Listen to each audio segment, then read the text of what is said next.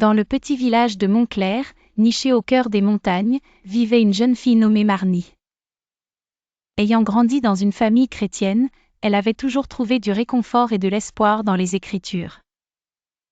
Alors qu'elle marchait un jour dans les rues de son voisinage, elle remarqua combien les gens semblaient abattus, accablés par les soucis de la vie quotidienne.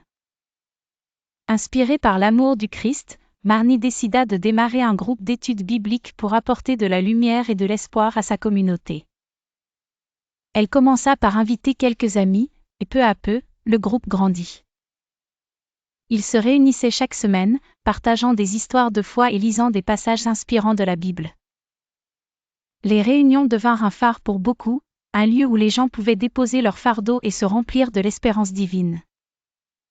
Un soir, alors que le groupe lisait l'histoire du bon Samaritain, une femme du quartier, nouvellement arrivée, partagea ses difficultés.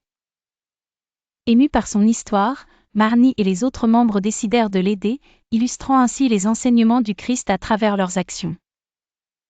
Le groupe n'apportait pas seulement du réconfort spirituel, mais il prenait également part à des actions concrètes, visiter les malades, organiser des collectes pour soutenir les plus démunis. Marnie avait réussi à transformer un simple désir en un puissant mouvement de bienveillance. Quelques mois passèrent, et les effets de leur engagement commencèrent à se sentir dans tout le quartier. Les liens se resserrèrent, les sourires devinrent plus fréquents et une atmosphère d'espoir et de solidarité prenait racine dans le sol de Montclair. Ce que Marnie avait semé, en proposant un simple rendez-vous hebdomadaire autour de la parole, avait fleuri abondamment, prouvant une fois de plus que la foi sans les œuvres est morte. En devenant des acteurs de changement, ils avaient reflété la véritable lumière du Christ, une lumière qui continue d'illuminer leur village.